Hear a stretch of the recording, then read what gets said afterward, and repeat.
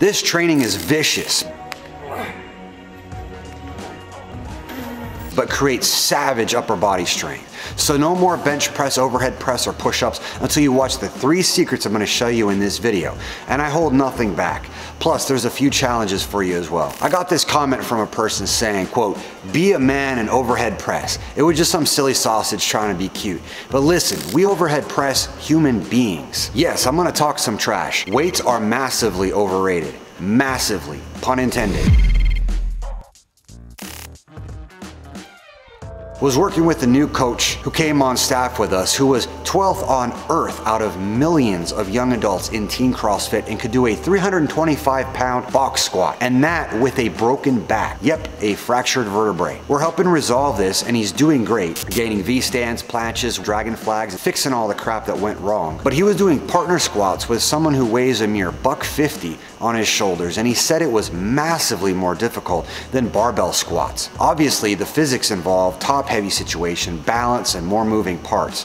Imagine extending that to an entire human being upside down and vertical over your head. I've overhead pressed my body weight with weights on a barbell, near 200-pound lifts, just regular old lifting. Then I tried to lift a 155-pound person in a handstand overhead, and it's a totally different ballgame, massively more difficult. Same with one-arm handstands just on the floor controlling my own frame. It's the equivalent of holding the same weight overhead with a dumbbell, not lifting it from the ground, but a static hold. What makes this so difficult and different are the heights involved. And the taller you get, I'm over 6 feet tall, the more strength is required at the point of contact. The best analogy I could use is balance a barbell with as much as you weigh overhead. Not sideways like a normal shoulder press, but put the bar vertically. Don't actually do this though. This isn't part of the challenge or anything, but that's the difference I'm referring to between mainstream methods and athletics, and especially bodyweight training, like the 50 levels of Powerbatics that we do. So when people harp on hypertrophy or progressive overload or all these overused, overworked, over-obsessed about weightlifting modalities and mainstream methods,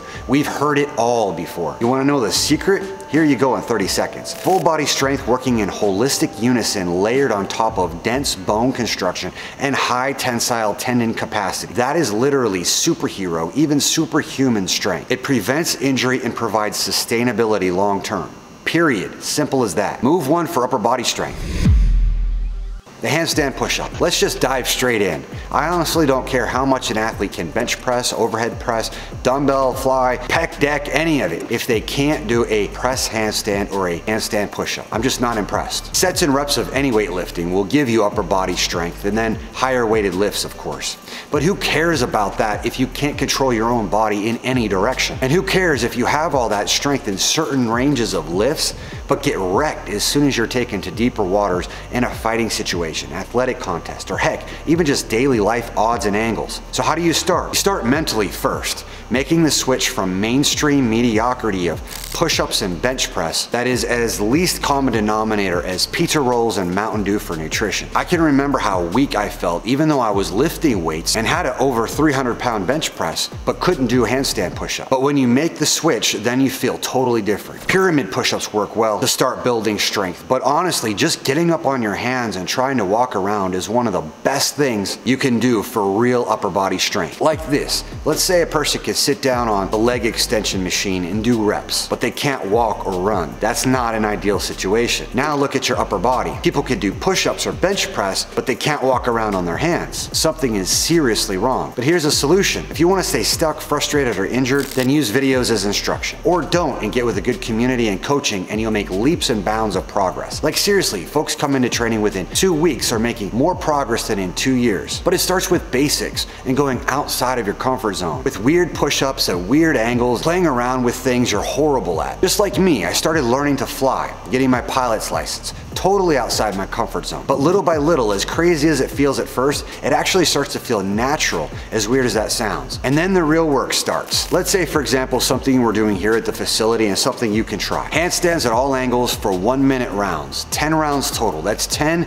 minutes of upper body insanity. Straight, pike, straddle, one arm, other arm, hollow back, C-stand, elbow stand. How would you fare in that training session? No come downs, and if you do drop, it adds additional pyramid push-ups at the end. Add it up for the entire group. I told you it would be vicious. but this eventually becomes effortless handstand push-ups or whatever else you want to do with your upper body. Just like Venny and Bogdan, Tyler, Clayton, Che, Darren in his 50s doing handstand push-ups. You can get as shredded as you want like Venny or Patrick as well, but the strength we're doing here is something completely different, end to end. Subscribe and opt in to get access to me and my community, PDFs, email trainings, event info like competitions, and travel like we'll be in Spain for an all-inclusive retreat and workshop this summer, and Move 2 for upper body strength. The one-arm pull-up. We'll just dive in head first again. Even if you cheat a little bit and jump into it, it is still accomplishing more than anything else you can do for your upper body relative to pulling. Everything from grip to forearm to biceps to lats to back to core. This is expected for level 10 and part of katas. Matter of fact, if you really want to build insane upper body strength, build katas that require transitions of non-repetitive strength as skill. No sets or reps, but transitioning from move to move to move, including things like one-arm pull-ups. Heck, even just transitioning from a pull-up or a muscle-up, back down through to a wiper, then through to a back lever, all in a single kata. But that starts with building pulling strength and progresses all the way to the one-arm pull-ups. Our assessment we do for new students looks at pushing and pulling strength. Just hanging on the bar, can you do that? Then we ask potential students how many, if any, pull-ups they can do. Then how many muscle-ups. Whatever stage they're at is where we start them for training. If you're just a raw beginner, rows are easy to start with, sets of 20. Step by step, level by level, you keep advancing the leverage angles to chin-ups, then pull-ups, then muscle-ups, and all variations. Do 5 sets of 20 pull-ups and make up the difference with rows. Let me know how it goes.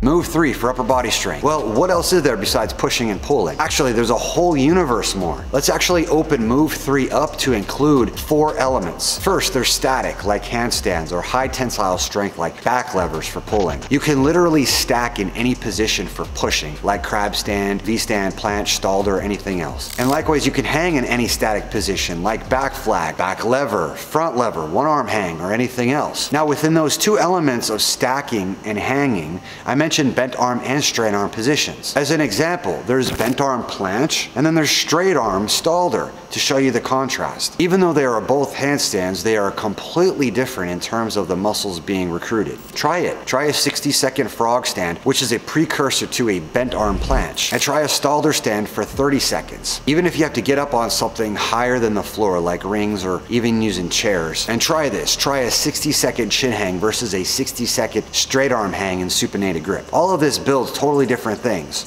These are easily things you can add to your training if you're not a student yet, but remember, don't use videos as instruction, because that's a surefire way to get injured at worst or just stuck long term, which might even feel worse than an injury. Okay, so Move 3 is actually much more value for you because I'm showing you 4 different aspects of upper body training. 1, bent arm, and 2, straight arm, and 3, static.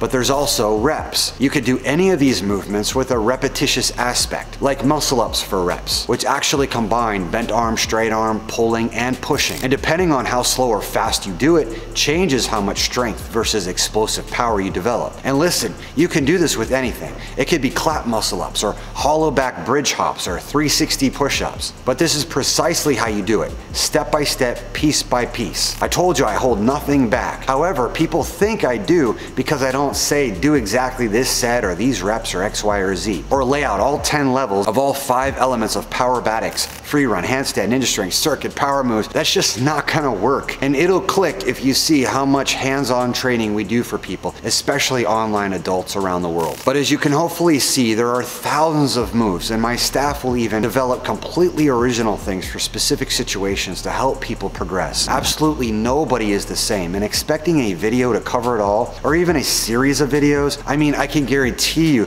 that I've missed stuff here, or can't cover everything in even 1,000 videos, or the nuance of working with someone individually. Life just doesn't work that way. Otherwise, it's fast food mentality, which is nigh time we change, especially in the health sector. I'm doing that for my own kids and for all of our students. And you can help me with that mission by trying the small challenges in these videos, sharing these videos, helping to foster a new mindset in yourself and others, and then take these principles and sincerely apply them to your training in all of life. I'm not telling you how to train, but this principle-based training is what has helped me tremendously and helped thousands of others. So subscribe so you don't miss anything all of our top students are using to train, and dive into our universe. I'll see you in training soon.